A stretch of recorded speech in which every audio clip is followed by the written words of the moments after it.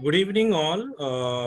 I'm Ravi. I'm from the Aphasia community, National Aphasia community. I would like to welcome one and all of you, all patients, caregivers, doctors, and friends from the community who actually make a difference to this community on a bigger scale. And yes, this is a part of the module which has been continuing for the past two sessions right now as we speak.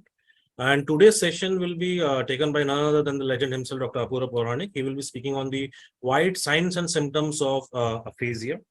So yes,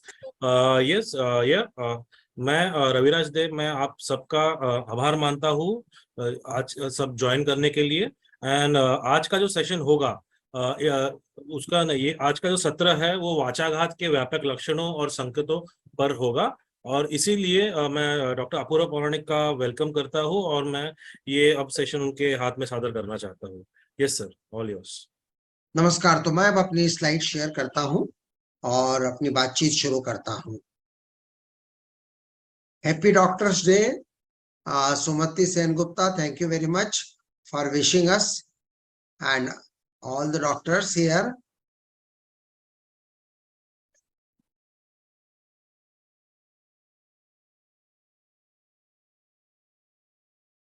तो आज मैं बात कर रहा हूं symptoms and science of aphasia, the wide spectrum.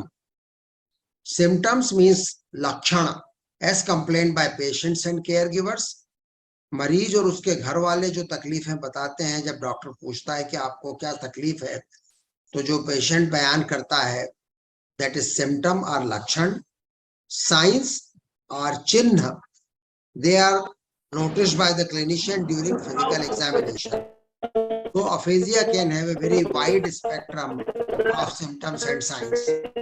So here I am going to enumerate some of the symptoms which person with aphasia or people with aphasia and significant others may complain. Not talking at all, no speech output, mutism.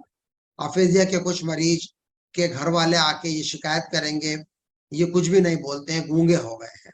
या reduced speed of talking, speaking fewer words at a time, speaking fewer utterances, hesitating while trying to speak, बोलने में अटकना, कम शब्द बोलना, बोलते बोलते रुक जाना, किसी बात को शुरू करने के पहले ज्यादा देर लगना, और जब बातचीत में दो चार लोग साथ में बैठे हों तो अपना टर्न नहीं ले पाना, अपनी बारी आने पर जो उन्हें बोलना चाहिए वो न बोल पाना। इस तरह के सिम्टम मरीज और उसके घर वाले एक डॉक्टर को या स्पीच थेरेपिस्ट को आके बोल सकते हैं। तो जब भी कोई पेशेंट आता है, the doctor and speech therapist always ask, what is your problem, what are your problems. Then the attendants में से that the patient is not finding the words, he is getting stuck up with the words, and this phenomena is called anomia. And there is another phenomena called phonemic paraphasia, in which मरीज को जो शब्द बोलना था उसके बदले में वो ऐसा शब्द बोलता है जो थोड़ा सा बदला हुआ है ध्वनि के अंदर। The response word differs from the target word in the sound structure. उसको चश्मा बोलना था, वो उसकी जगह चरमा बोल देगा, तो एक ध्वनि बदल गई लेकिन मिलती जुलती है। This is called paraphasia. और ऐसा पैराफेजिया जिसमें साउंड बदल गया है थोड़ा सा, तो phonemic पैराफेजिया। In some other patients, there is another type of paraphasia known as semantic paraphasia. Here, the response word differs, but the meaning is related. मान लीजिए उसको कहना था चश्मा, लेकिन उसने बोल दिया आंख। अब आंख और चश्मा रिलेटेड है। He wanted to say glasses or spectacle, but he said eyes or something related to that. This is known as semantic paraphasia. Then some of the family members will come to a doctor and say, साहब ये पता नहीं क्या बोलते हैं और इनकी जो भाषा है समझ में ही नहीं आती, उसमें कोई अर्थ ही नहीं होता है, मीनिंगलेस है। Then it is called semantic jargon. उसमें शब्द तो सब सुनाई पड़ रहे हैं लेकिन वो ऐसे jumbled up हैं that they don't convey any meaning. And when not even words are identifiable, there are only unrecognizable string of sounds, not a word or a phrase, then we call it phonemic jargon. So jargon is a very important symptom and sign of aphasia. Jargon को हिंदी में कहें तो प्रलाप। प्रलाप मतलब ऐसे बातचीत जो जिसका कोई अर्थ समझ में नहीं आता है। To continue with the list of possible symptoms we have, हाँ प्लीज म्यूट योरसेल्फ, जो ऑडियंस में से शायद किसी ने अपना माइक म्यूट नहीं किया है। और भी कई सिम्टम होते हैं। Many patients with aphasia will utter words which do not exist in the dictionary of the language known to her, and these are known as non-word or neologism. Aphasia के मरीज बोलते बोलते कई ऐसे शब्द बोलता है जो उसकी भाषा में होते ही नहीं। इनको हम नॉन वर्ड बोलते हैं या अनशब्द बोलते हैं, या फिर उनकी speech output is restricted to a repetitive, meaningless, irrelevant, monosyllable consonant vowel pair, CV recurring utterance। मतलब वो और कुछ ज्यादा कह नहीं पाते, उनकी जुबान पे एक शब्द अटक जाता है अनेक महीनों के लिए, अनेक सालों के लिए, और उसी में थोड़ा बहुत उतार चढ़ाव करके वो जैसे तैसे अपनी बात कहते हैं। For example, one of my patient had पैसा, पैसा is the only word, and he would intonate it in different tones and try to express his feelings by uttering the word paisa, paisa, paisa, paisa. Or some patients with aphasia may have correct response, but it would be a roundabout description. For example, if we show them what is this, instead of saying pain, you write with that, ये लिखने का है, so instead of calling it pen, वो उसका वर्णन करेंगे। This phenomena is called circumlocution. There is another phenomena called perseveration. In perseveration, they respond the previous answer. मान लीजिए मैंने उनसे पूछा यह क्या है, उन्होंने बोल दिया पेन। अब मैं उनको दूसरा आइटम दिखाता हूं और उनसे पूछता हूं यह क्या है, तो अभी वो फिर पेन बोल देंगे, वो पुराने आंसर पे अटक जाएंगे। That phenomena is called perseveration. Then sometimes they are able to speak the correct word, but the pronunciation is not correct. That is called dysarthria. और फिर कभी कभी वो इकोलेलिया करते हैं। इकोलेलिया में जो डॉक्टर ने या स्पीच थेरेपिस्ट ने बोला उसकी नकल करते हैं। वो का वही, हमने उससे पूछा यह क्या है, तो मरीज बोलेगा यह क्या है। मैंने कहा जीभ बताओ, मरीज बोलेगा जीभ बताओ। अरे भाई मैं ये थोड़ी कह रहा हूँ कि तुम मेरी नकल करो। You obey my command, you give me the answer, but no, they have echo, pratidhvani, repetition. So that can also occur in aphasia. And then they can speak. Hello? Am I audible? Then some patients can speak excessively without a sense of completion. And mostly non-understandable jargon like talking irrelevantly, इस तरह की speech को fluent aphasia बोलते हैं। तो मैं अभी क्या गिना रहा हूं, a list of possible symptoms which can occur.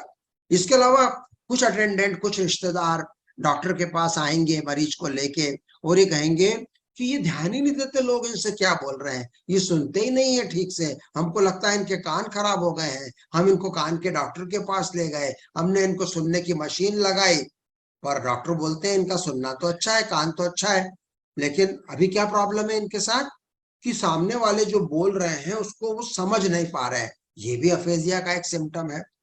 या कभी कभी ये लोग रिपीट नहीं कर पाते, उनसे कहेंगे कि आप इसका, ये आपके मित्र हैं, ये मेरे मित्र हैं, इनका नाम रमेश है, बताओ क्या नाम है, वो नहीं बोल पाएंगे रमेश, रिपीट नहीं कर पाएंगे।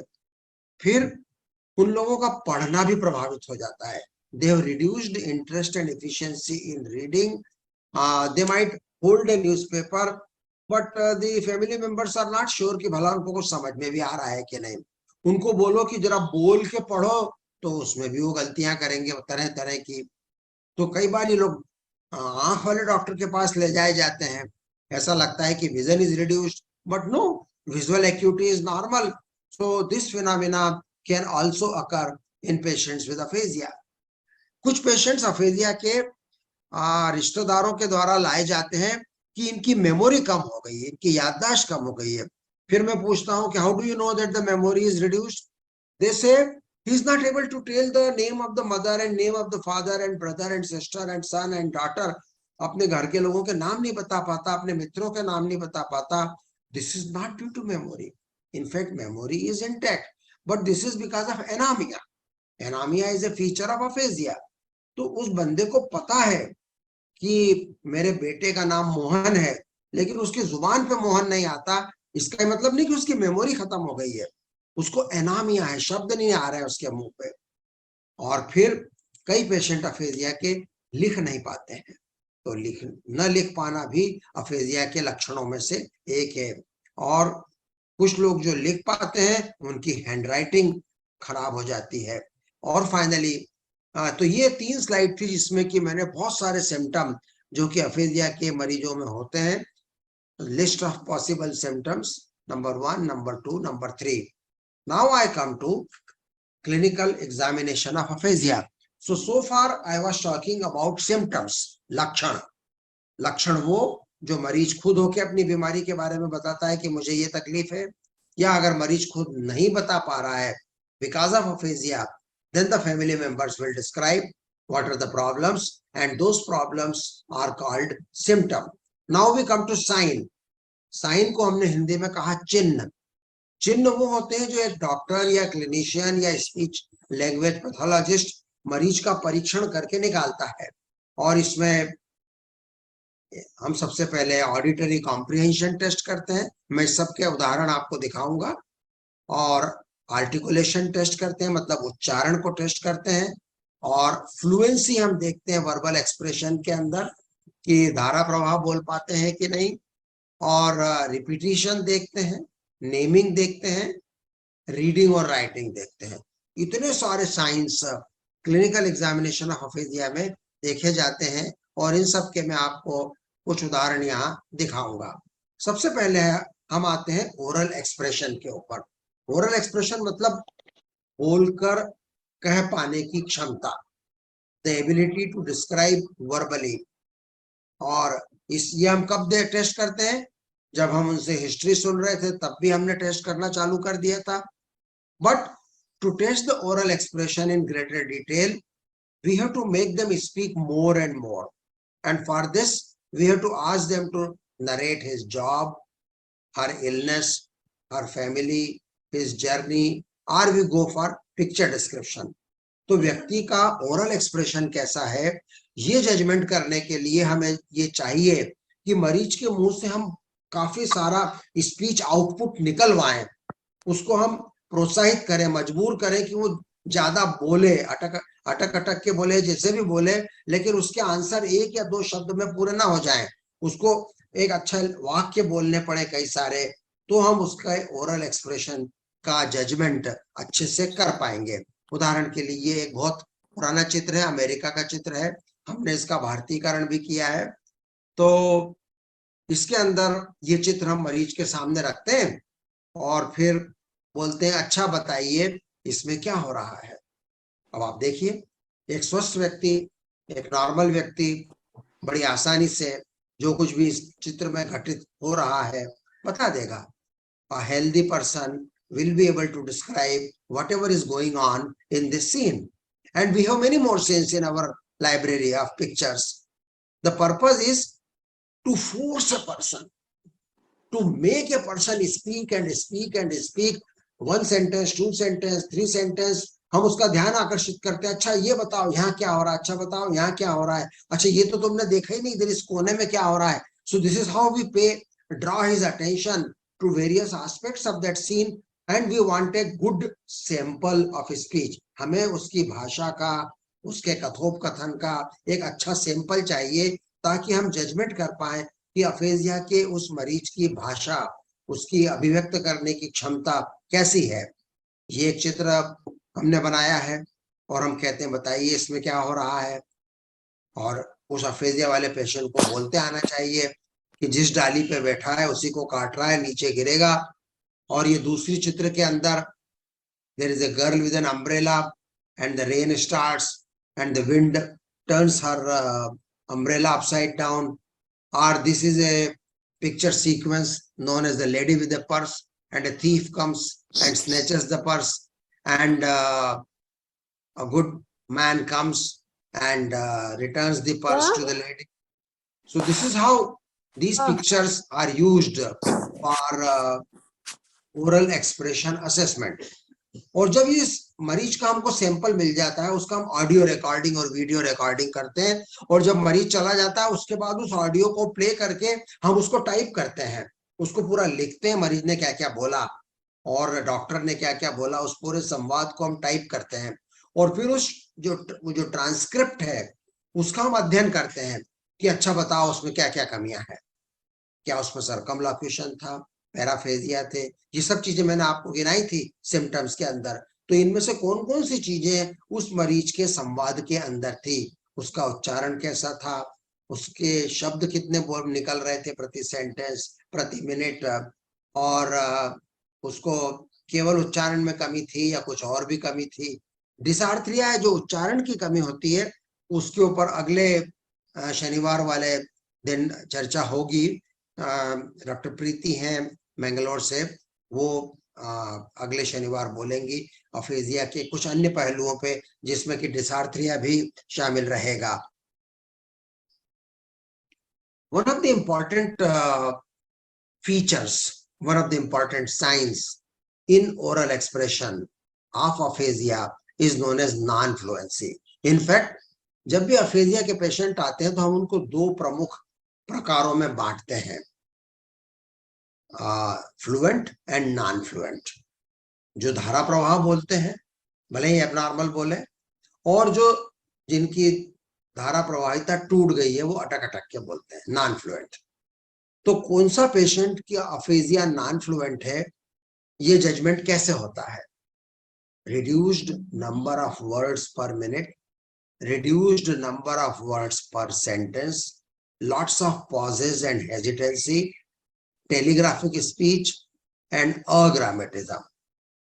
पुरानी पीढ़ी के जो लोग हैं उनको शायद टेलीग्राफ के बारे में पता होगा।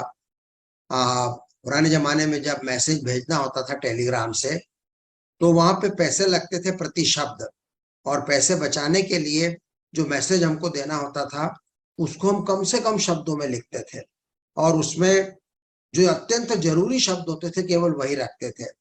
तो बहुत सारे पेशेंट्स अफेजिया के जिनकी स्पीच नॉन फ्लुएंट है, उनकी भाषा टेलीग्राफिक हो जाती है, और उसी को अग्रामेटिज्म बोलते हैं, और मैं आने वाले मिनटों में इसके कुछ वीडियो आपको दिखाने वाला हूं। फिर इसके विपरीत कुछ होते हैं जो फ्लुएंट होते हैं, धारा प्रवाह बोलते हैं, और अगर आप उनको थोड़ी दूर से सुनोगे, if you listen them from a distance, it will appear as if they are having a normal utar chadhav, the rhythm and the pitch, and they are speaking long sentences without any problem with articulation. But if you go close to them and if you pay close attention kya bol rahe hain, you will find out it is empty speech, poor content, lots of useless function words. There is a lack of sense of completion. उन्हें पता ही नहीं कि वाक्य कहाँ खत्म होता है, हमारी बात कहाँ खत्म होना है। इस तरह की भाषा को प्रलाप बोलते हैं, अंग्रेजी में जार्गन बोलते हैं। इस तरह के अफेजिया को फ्लुएंट अफेजिया बोलते हैं। तो non fluent aphasia, fluent aphasia. That was about the oral expression. Now coming to the auditory comprehension. Auditory comprehension का अर्थ होता है सुनकर समझना। तो अफेजिया में बहुत सारे मरीजों में ये क्षमता भी प्रभावित हो जाती है।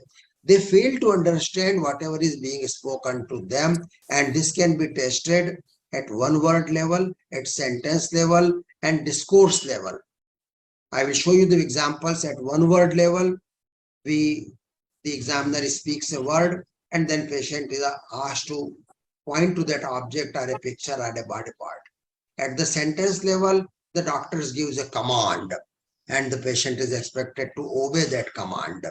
Or the doctor is asking yes no question, and the patient has to either answer in yes or no. And at discourse level, there are questions based on the story or discourse. These are some of the pictures from Boston aphasia test. और ये चित्र हैं, इसके अलावा ये भी चित्र हैं, और फिर हमने अपने भारतीय चित्र भी बहुत सारे बनाए हैं, जिनकी की लिंक मैं आपको मेरे टॉक के आज के अंत में दूंगा और आगे भी मैं व्हाट्सएप पर दूंगा उसकी लिंक वेबसाइट की। लेकिन यहाँ पे मैं केवल इतना बताना चाहूंगा कि एक स्पीच थेरेपिस्ट या एक न्यूरोलॉजिस्ट या एक डॉक्टर जब अफेजिया के मरीज के फिजिकल साइंस अर्थात चिन्हों का परीक्षण करता है तो इन कार्ड्स का, इनको हम पिक्चर कार्ड बोलते हैं, कैसे उपयोग करता है? दो तरह से, एक तो ऑडिटरी कॉम्प्रिहेंशन के लेवल पे और एक नेमिंग के लेवल पे। मैं दोनों बताता हूँ। ऑडिटरी कॉम्प्रिहेंशन की चर्चा मैं अभी कर रहा था और उसमें हमने ये कहा कि डॉक्टर या घर वाले जो शब्द बोल रहे हैं मरीज उसको सुन के समझ पा रहा है कि नहीं। अब कल्पना कीजिए कि एक पेशेंट के सामने आपने ये कार्ड रख दिए और आपने उससे पूछा बताओ इसमें चाबी कहाँ है। अब एक 2 साल का बच्चा भी उंगली रख देगा चाबी के ऊपर कि ये रही चाबी। फिर आप उससे पूछेंगे इसमें कैक्टस कहाँ है, एक 5 साल की लड़की बता देगी कि ये कैक्टस है। या आप उनसे पूछेंगे इसमें where is the triangle and a normal person will immediately put the cursor on the triangle, or where the letter G is written and the person should be able to point. कहने का मतलब ये कि when you utter the word चाबी, cactus, triangle, these sounds when they enter the ear, they should reach the part of the brain where the meaning is deciphered. ये शब्द, ये ध्वनि जब कान में जाती है तो ब्रेन के उस भाग में पहुंचती है जहां उनका अर्थ निकाला जाता है। और ये जो अर्थ निकालने वाला काम है यही तो अफेजिया में खराब हो जाता है। उनके कान खराब नहीं है, सुनाई सब पड़ रहा है, लेकिन जो सुनी हुई ध्वनि है, ध्वनि और meaning, the sound and the meaning, ध्वनि और उसका अर्थ, उनके बीच का रिश्ता टूट गया। सुन रहे हैं लेकिन उसका अर्थ नहीं बता पा रहे, इसलिए उंगली नहीं रख पा रहे हैं। यही तो होता है अफेजिया के अंदर, नहीं समझ पाते सामने वाला क्या बोल रहा है। उसी तरह से हम इन चित्रों को भी उपयोग में लाते हैं। हम उनसे पूछते हैं बताओ दौड़ कौन रहा है, पानी कहाँ टपक रहा है, 42 कहाँ लिखा है, पिंक कलर कहाँ है, and we expect the patient to point to the finger. इन्हीं चित्रों का उपयोग हम थोड़ी देर बाद फिर करेंगे नेमिंग के अंदर। वहां पे क्या करेंगे हम उल्टा। अभी तो हम क्या कह रहे थे, दौड़ कहाँ रहा है, और पेशेंट से उम्मीद कर रहे थे कि he will put her finger on the picture. Now we will put the finger on the picture and we will say यह क्या कर रहा है, and we expect the patient to say दौड़ रहा है। मैं अपनी उंगली यहाँ रखूंगा और पूछूंगा यह कौन सा रंग है, और मैं मरीज से उम्मीद करूंगा वो कहेगा गुलाबी रंग है। तो इसको बोलते हैं नेमिंग। तो इन्हीं पिक्चरों का उपयोग दो तरह से हो सकता है, या तो ऑडिटरी कॉम्प्रिहेंशन में जिसमें कि डॉक्टर शब्द बोलेगा और मरीज उंगली रखेगा, या नेमिंग में, नेमिंग में डॉक्टर उंगली रखेगा और मरीज से उसका शब्द बोलने को कहा जाएगा। तो हमारे पास इस तरह के चित्रों की एक बहुत बड़ी लाइब्रेरी हमने बनाई है। ये तो वहां के अमेरिका के चित्र हैं, हमने भारतीय परिवेश में काम में आने वाले चित्रों का एक बड़ा कलेक्शन, एक बड़ा संग्रह तैयार किया है जो मैं शेयर करूंगा। फिर ऑडिटरी कॉम्प्रिहेंशन में we look for command comprehension. We give some command in whatever language the patient is comfortable, और उसके पहले हम उससे कहते हैं मैं आपको एक आदेश दूंगा, मैं जैसा कहूं आपको उसका पालन करना है। तो इस कमांड कॉम्प्रिहेंशन में हम उससे कहेंगे नमस्ते कीजिए, and he should be able to do that. मैं उससे कहूंगा मुट्ठी बनाइए, and he should be able to do that. Gradually we make these commands slightly more complex. We make them 2-step command, we make them 3-step command, and depending on that a person with aphasia may succeed, may not succeed. मैं फिर कहूंगा aphasia के मरीजों में केवल बोल के कहने की क्षमता प्रभावित नहीं होती, सुनकर समझने की क्षमता भी प्रभावित होती है। जब आप एक वाक्य बोलते हैं आंखें बंद कीजिए, क्लोज योर आईज, तो ये जो आवाज उसके कान में जा रही है, कान तक तो अच्छा काम है, लेकिन उसका जहां अर्थ निकलता है, मीनिंग निकलता है, उन दोनों के बीच का कनेक्शन टूट गया है, इसलिए वो बंदा आपके आदेश को फॉलो नहीं कर पाता है। Command comprehension. फिर आते हैं हम रिपीटिशन के ऊपर। तो रिपीटिशन की क्षमता भी कई लोगों में प्रभावित हो जाती है। पहले हम सरल शब्दों से शुरू करते हैं, फिर हम अनकॉमन शब्दों पे, ऐसे शब्द जो बहुतायत से नहीं बोले जाते। तो किसी भी भाषा में जो शब्द होते हैं उनकी एक सूची होती है हजारों शब्दों की। कुछ शब्द हैं जो बहुत ज्यादा प्रतिदिन काम में आते हैं, लिखने में, पढ़ने में, बोलने में, और कुछ शब्द होते हैं जो अनकॉमन होते हैं, रेयर होते हैं, उच्च साहित्यिक भाषा के शब्द जो होते हैं वो कम काम में आते हैं। तो रिपीटिशन का जब परीक्षण करते हैं तो शुरुआत हम कॉमन और आसान शब्दों से करते हैं और धीरे धीरे हम अनकॉमन और डिफिकल्ट शब्दों की तरफ जाते हैं। और फिर नेमिंग, तो नेमिंग में मैंने आपको बताया कि उन्हीं चित्रों का हम उपयोग करेंगे, लेकिन चित्रों के अलावा हम शरीर के अंगों का भी उपयोग कर सकते हैं। उदाहरण के लिए मैं अपना कान पकड़ूंगा और पूछूंगा यह क्या है, और मैं उम्मीद करूंगा मरीज कहे कि यह कान है। मैं उसको कोई वस्तु दिखाऊंगा और उससे पूछूंगा यह क्या है, और धीरे धीरे मैं इन प्रश्नों को कठिन बनाता जाऊंगा। अभी तो मैंने पेन पूछा, लेकिन फिर थोड़ी देर बाद मैं ये दिखाऊंगा, अब ये तो उसने शायद ही नहीं देखा हो कि ये हार्ड डिस्क होती है या पेन ड्राइव क्या होता है, या मैं उसको ये चीज दिखाने को बोलूंगा कि ये पेपर क्लिप है या ऑफिस क्लिप है। तो इसको बोलते हैं अनकॉमन वर्ड, ऐसे शब्द जो कम काम में आते हैं। इस तरह से हम वस्तुएं टेबल पर सजा सकते हैं, और हम शरीर के अंगों के बारे में बात कर सकते हैं, हम चित्रों के बारे में बात कर सकते हैं। और जब नेमिंग का परीक्षण होता है तो हम किन चीजों पर ध्यान देते हैं, अफेजिया के मरीजों में क्या गलतियां होती हैं। The persons with aphasia while being tested for naming they have delay, देर लगती, टाइम लगता है। They fail, they do not name the thing, they make wrong answers, paraphasias. They need cue, cue मतलब हिंट, उनको इशारा लगता है। तो यदि मैं उनसे पूछता हूं कि यह क्या है, और मैं उनसे उम्मीद करता हूं कि उसको कहते आना चाहिए कि ये फोन है, टेलीफोन है, लेकिन यदि वो नहीं बोल पा रहा है तो मैं उसको दो तरह की हिंट दूंगा। मैं उसको या तो ध्वनि की हिंट दूंगा, द फोनिमिक हिंट, ऐसे अरे वो है ना te te tele tele tele telephone, and then he will say telephone. तो this is known as sound hint.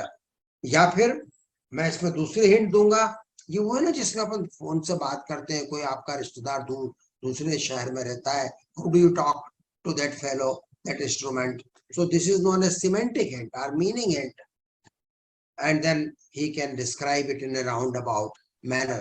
Then we also do one more thing. हम क्या करते हैं, उनको रॉन्ग आंसर देते हैं और ये देखते हैं कि वो बंदा गलत आंसर को रिजेक्ट करता है कि नहीं। तो यदि मैं उसको ये चीज दिखा रहा हूं और वो नहीं बोल पा रहा है क्योंकि उसको अफेजिया है, वो नहीं बोल पा रहा, उसको मालूम है कि ये लिखने के काम आता है, वो जानता है कि ये पेन है, लेकिन वो शब्द उसकी जुबान पे नहीं आता, तो फिर मैं उसको रॉन्ग आंसर बोलूं, क्या ये चश्मा है? वो पेशेंट बोल सकता नहीं, नहीं ये चश्मा नहीं है। मैं बोलूंगा क्या ये चाबी है? नहीं नहीं नहीं चाबी नहीं है। ऐसे दो तीन रॉन्ग आंसर दूंगा और फिर बोलूंगा क्या ये पेन है, एंड ही में से पेन। बहुत से मरीज तो यहाँ तक सरल आंसर दे देंगे। कुछ पेशेंट जिनमें aphasia is more severe, they will fail to reject the wrong answer and they will fail to accept the correct answer. ऐसे भी अफेजिया का पेशेंट होते हैं जिनका भाषा का ज्ञान, शब्दों का भंडार इतना खत्म हो गया, इतना डैमेज हो गया है, खत्म तो नहीं हुआ पर वो कट गया है, कट ऑफ हो गया है, कि अंदर वो जानकारी होते हुए भी बाहर तक नहीं आने को पाती है। The knowledge is there, the dictionary is there, the words are there, the meanings are there, the concepts are there, but it is not coming to the surface. It is lying there deep. It has been cut off because of the brain pathology. So all these things are tested in the naming part.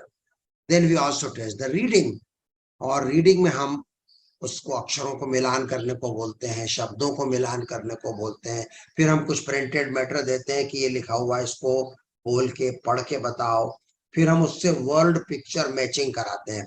एक picture है और 4 शब्द लिखे हुए हैं, उनमें से 3 गलत हैं और एक शब्द उसके लिए सही है, और हम बोलेंगे ये जो चित्र है, ये जो 4 शब्द लिखे हैं इनमें से किससे मैच करता है। या उल्टा कर देंगे, 4 चित्र होंगे और एक शब्द लिखा होगा, और हम बोलेंगे ये जो शब्द लिखा हुआ है इन 4 चित्रों में से किससे मेल खाता है। फिर कमांड कॉम्प्रिहेंशन, जो आदेश हमने बोल के दिए थे, मुट्ठी बनाओ, आंख बंद करो, वही आदेश हम एक कागज पे लिख के दे सकते हैं और मरीज से बोलेंगे ये पढ़ो ध्यान से, मन में साइलेंटली, और जो लिखा है वो पढ़ के बता दो। या फिर हम फिल इन द ब्लैंक्स कराते हैं, खाली स्थान की पूर्ति कराते हैं और नीचे 4 ऑप्शन देते हैं, और जो थोड़ा अच्छा कर लेते हैं उनको हम एक पैराग्राफ पढ़ने को देते हैं, कहानी पढ़ने को देते हैं, और फिर उससे हम आधारित प्रश्न पूछते हैं। उदाहरण के लिए ये एक है, कुत्ता डैश है। अब नीचे 4 ऑप्शन है, कुत्ता पढ़ता है, कुत्ता बोलता है, कुत्ता भौंकता है, कुत्ता गाता है। एंड हम उससे बोलेंगे तुमको बोलना कुछ नहीं, साइलेंटली पढ़ो, चुपचाप पढ़ो, और नीचे जो 4 ऑप्शन दिए उनमें से कौन सा है वो बता दो, यहाँ क्या रखाएंगे। बारिश के बाद जमीन हो जाती है, तो we expect him to say within a second, बारिश के बाद जमीन हरी हो जाती है, like this. And we also test the writing, how is the handwriting. We first give him copying, then we give him serial writing, we give him written naming, and we give writing to dictation. We speak something and ask the patient to write. So I will try to show you some videos. अगर इनमें sound अच्छा नहीं है तो मैं थोड़े दूसरे videos use करूंगा। ये करीब मैंने 20 साल पहले ये फिल्म बनाई थी मरीजों के परीक्षण के लिए। These were prepared in 1997, so more than 20 years. And in this the patient is having agrammatism. Let me play. The sound may be very, very feeble. Just try to listen it. नहीं, वो उल्टा हाथ से। हाँ, उल्टा हाथ से कुछ कोशिश करते हो? वो उल्टा हाथ से कितना लिख पाते हो? ये slow speed. Slow speed. This is a typical agrammatic language in which the conjunctions, the prepositions, the auxiliary, So this was an example of agrammatism. possible to convey the meaning. आप अपनी बीमारी के बारे में बताइए। I asked him to describe his illness, and he's taking a long time. वो first 26 नहीं, वो अल्फाबेट, हाँ, वो ABCD 26 alphabet, वो कुछ भी याद नहीं रहा। Now this is what he wanted to convey. We have to draw the inferences ourselves from the limited number of words. इस चित्र में बताओ घड़ा कहाँ है? ये साइकिल, ये पलंग, मकान, He is doing good answers. घड़ी, He is normal. पतंग, ये धनुष, ये पंख। ये दूसरे कार्ड में बताइए कि खाना कौन खा रहा है, ये सो कौन रहा है, ये काट कौन रहा है। ये His auditory comprehension is normal at the single word level. त्रिकोण त्रिकोण ये और चौकोर, ये छोटा लड़का, ये बड़ा लड़का, ये गोला। ये In many patients with aphasia, they may not be speaking fluently, but when you ask them to speak some automatic sequence, then they are able to speak fluently. For example, how many days in a week, name the months of the year, count from 1 to 20, इसको वो आसानी से बोल जाएंगे। एक सप्ताह में जितने दिन होते हैं उन सबके नाम बोल के बताओ। इतवार, बुधवार, But he's having difficulty. हाँ बोलते जाओ। एक सप्ताह में This is also odd. Now, some patients with aphasia, they are not able to speak fluently, but you ask them to sing a song because music is present in the opposite hemisphere, right hemisphere. It may not be damaged. So this fellow is able to sing a bhajan or aarti.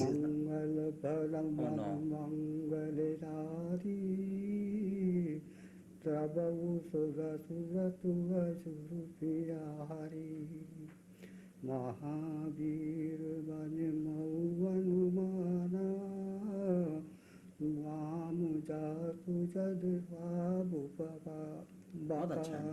अच्छा मंगल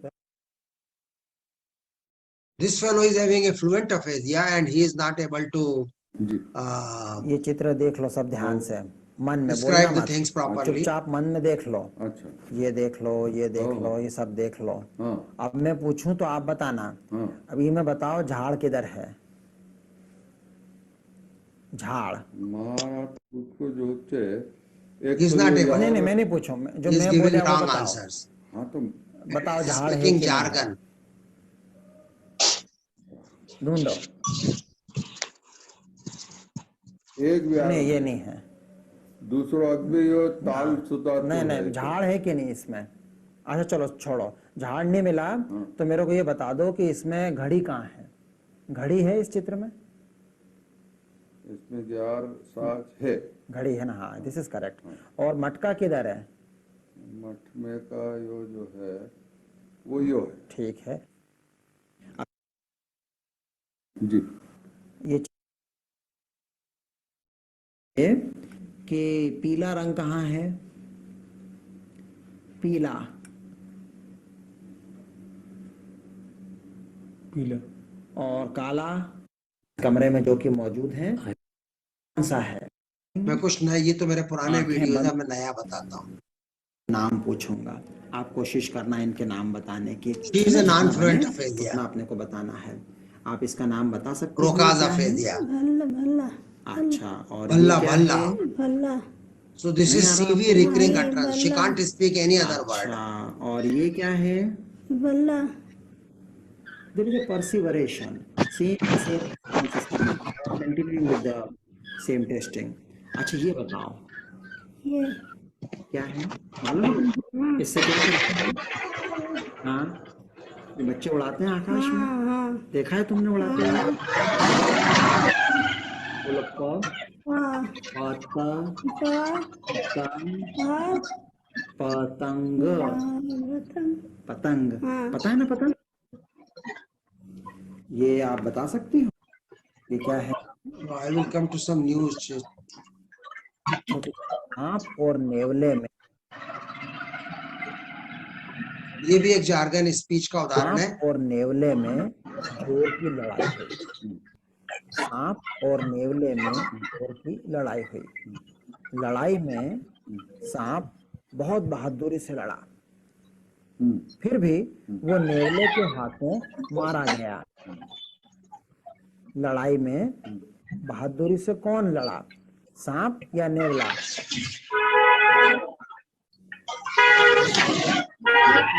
और वो कहिए कि हाथ में जो वो लीड़ितवा पासु छू वो चेतना बहादुरी से कौन लड़ा, सांप या नेवला? नहीं वो वालों जब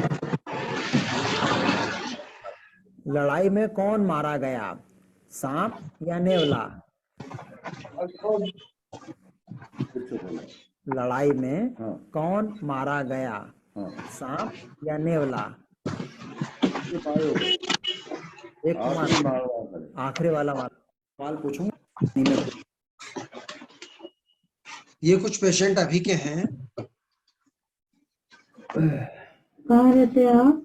पानी पानी पानी पानी पहले क्या काम करते थे आप? 8 बजे वाला बहुत सीवियर अफेजिया है इसको। ಅದು 120 ಇದು 100 ಹಾ ಇದು 120 ग्लोबल अफेजिया है, जार्गन कहाँ है, रहते हैं आप? पानी पानी पानी पानी पैसा पैसा, बस यही शब्द। पहले क्या काम करते थे आप? 8 बजे वाला पानी दानी दानी दानी पानी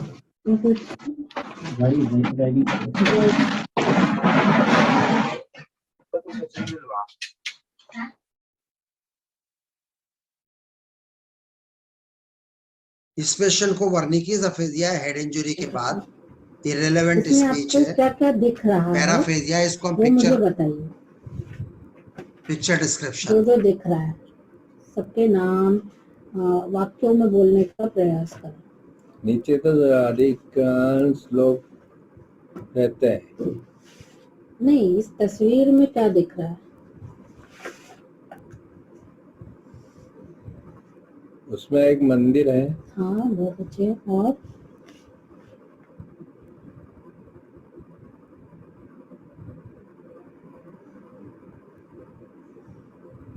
He is taking much longer time. और क्या दिख रहा है? You have to draw their attention again and again to various. ये भी एक बाजार है इसमें, सभी बने हुए हैं वो। क्या क्या बना है वहाँ देखो? ये बने हुए हैं is a empty word. इसमें पिलन है Word. और एक हॉर्स है, हॉर्स है जिसमें पानी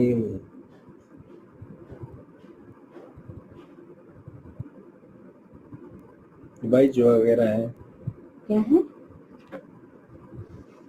अच्छा, और क्या दिख रहा है इधर? क्या दिख रहा है इधर इस साइड? ये इधर तो पूरा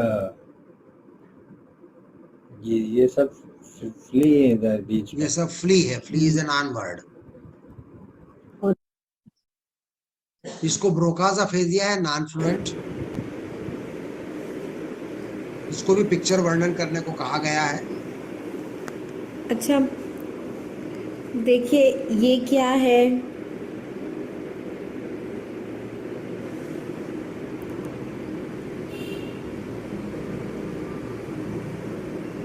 नहीं समझ आ रहा है, कोशिश करेंगे। ये देखिए आ, आ,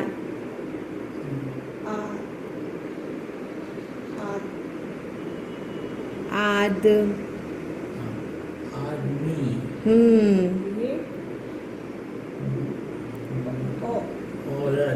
वेरी गुड। अच्छा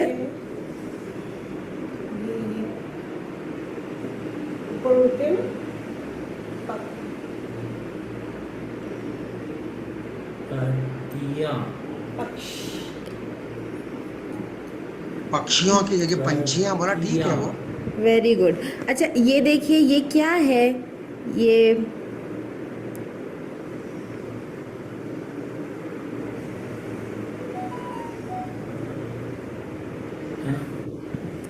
वाला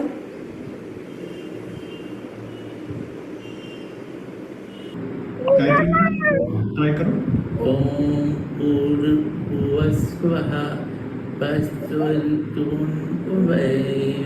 ये चूंकि उसको रटा हुआ है मंत्र, तो जैसे पहले वाले पेशेंट ने भजन गाया था, ये मंत्र गा रहा है।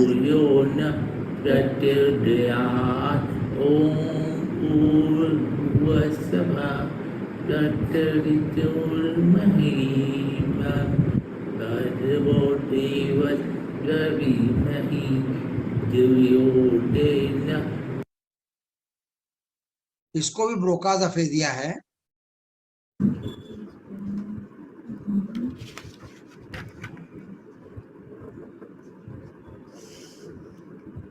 ये चमकता है। हाँ आराम से।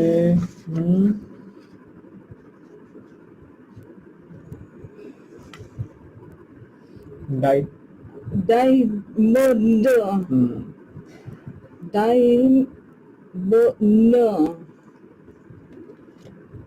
उसको डायमंड बोलना था, पर जैसे जैसे उसने बोला, बट इट डिस्क्राइब चमकता है।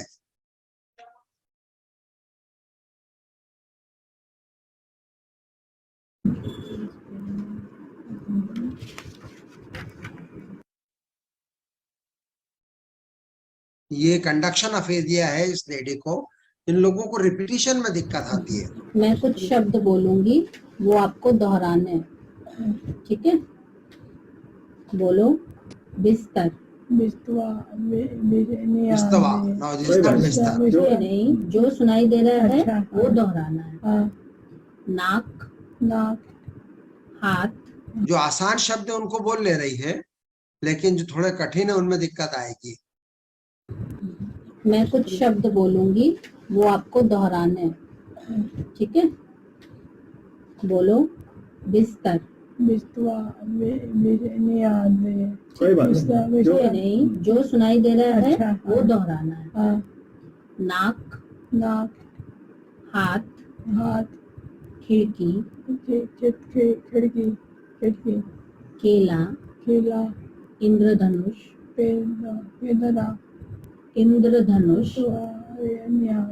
ठीक है, ठीक। 45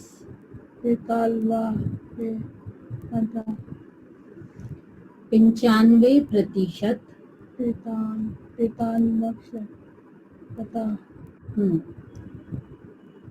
55.5 किलोमीटर। ठीक है। So difficult किसान words. खेत जोत रहा है। She can't repeat a जो मैं बोल sentence. रही हूँ वो आपको दोहराना है। और इसको ट्रांसकॉर्टिकल अफेजिया ये लोग रिपीट अच्छे से कर लेते हैं। जस्ट ठीक है, अभी अपोजिट मैं ऑफ कुछ कंडक्शन। शब्द बोलूंगा, आपको रिपीट करना है।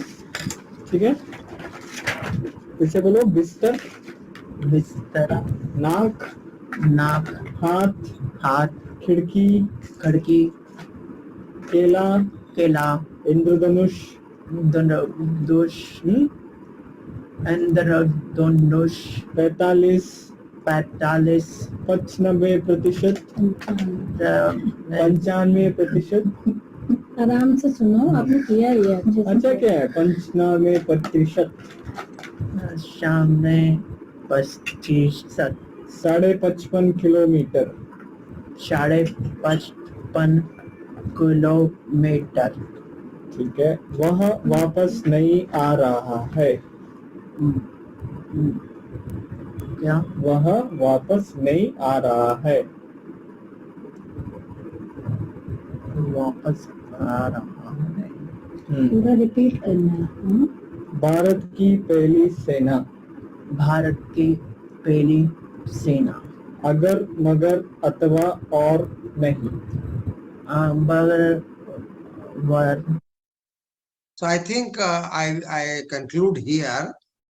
So as the time is approaching 6 p.m.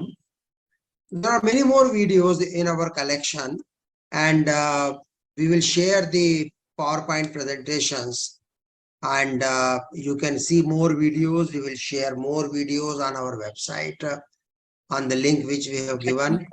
So in conclusion, I will say that the spectrum of symptoms and signs in aphasia is very wide. Aphasia के लक्षण और चिन्ह का जो इंद्रधनुष है वो बहुत विस्तृत है, बहुत फैला हुआ है। अनेक प्रकार के लक्षण और अनेक प्रकार के चिन्ह अफेजिया के परीक्षण में मिलते हैं।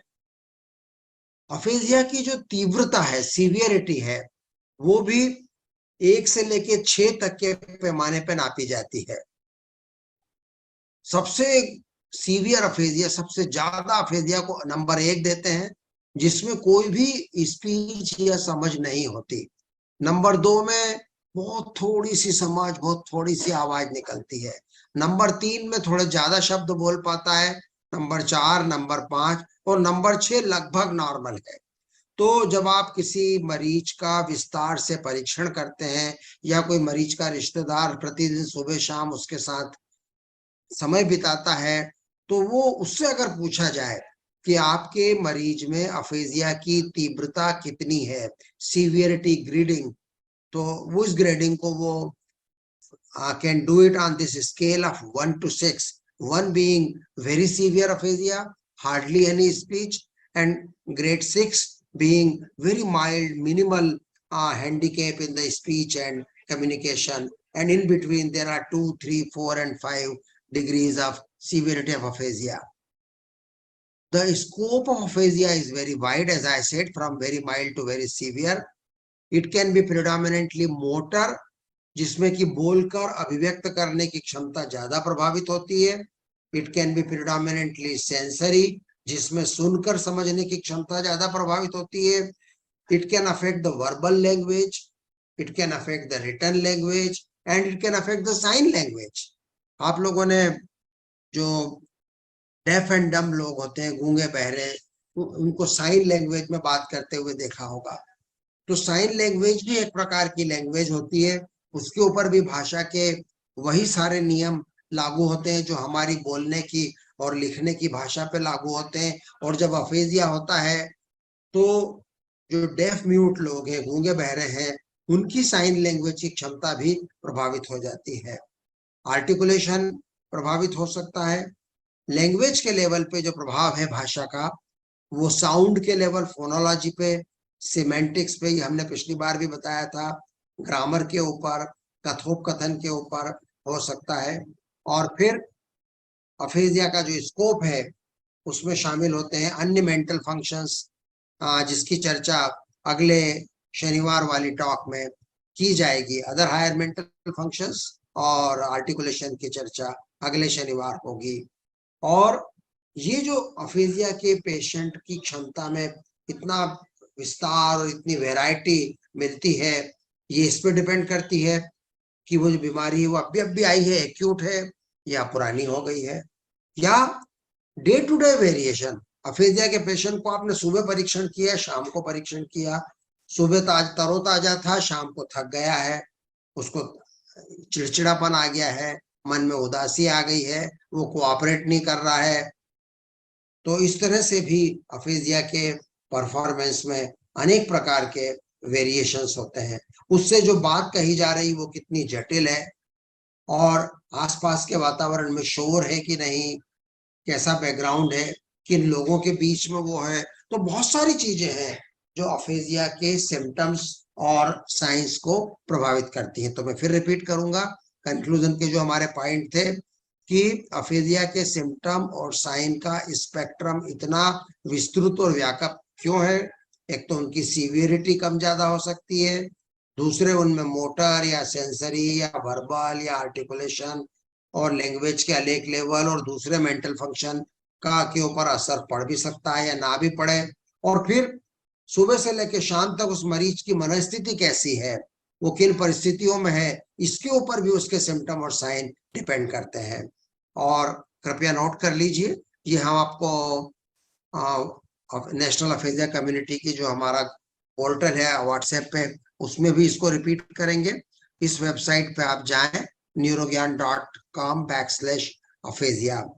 और अब मैं आता हूं आज के जो 5 प्रश्न थे उनके उत्तरों को। जिन लोगों ने पांचों के सही उत्तर दिए हैं उनके नाम भी मैं बताऊंगा। तो ये जो पहला प्रश्न था इसका सही उत्तर है बी, जो 36% लोगों ने किया, लेकिन 63% लोगों ने गलत उत्तर दिया। ऑल ऑफ द अबव गलत है, उसका मैं कारण बताता हूं। पहला आंसर था अफेजिया का मरीज स्पष्ट रूप से आवाजें सुन सकता है कि नहीं। हाँ, वो सुन सकता है, वो प्रभावित नहीं होता है। मैंने कहा ना, कान उनके अच्छे हैं, सुनाई पड़ती है सारी साउंड उनको, लेकिन मीनिंग नहीं जाता। तो जो सेकंड पॉइंट थे बी, बस उसी को टिक लगाना था। They can not understand and use language. जो पीला कलर था सी आंसर, वो भी नहीं है। उनको नाम याद रहते हैं, चेहरे याद रहते हैं। मैंने क्या कहा था, उनकी भाषा अंदर है फंसी हुई दिमाग में, लेकिन वो ऊपर नहीं आ रही है।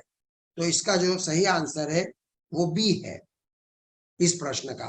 फिर अगले प्रश्न का सही आंसर है ए, जो कि 81% लोगों ने दिया, और 18% ने मसल वीकनेस दिया, जो कि गलत है। अफेजिया के अंदर केवल बोलनी गई भाषा को समझने में दिक्कत आती है। ये जो तीसरा प्रश्न है इसका आंसर है डी, जो कि सही है। 100% लोगों ने सही उत्तर दिया। बच्चों से लेके बूढ़ों तक ये बीमारी किसी को भी हो सकती है।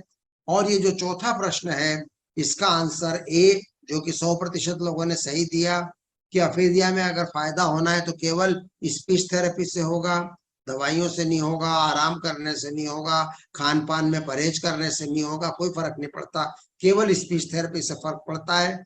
और पांचवें प्रश्न का सही उत्तर है D, all of the above. इनको डिफिकल्टी होती है फाइंडिंग इन वर्ड्स में, छोटे वाक्य बोलने में, लेकिन बोल न पाए लेकिन गाना गा लेते हैं, तो इसमें भी डी आंसर सही है।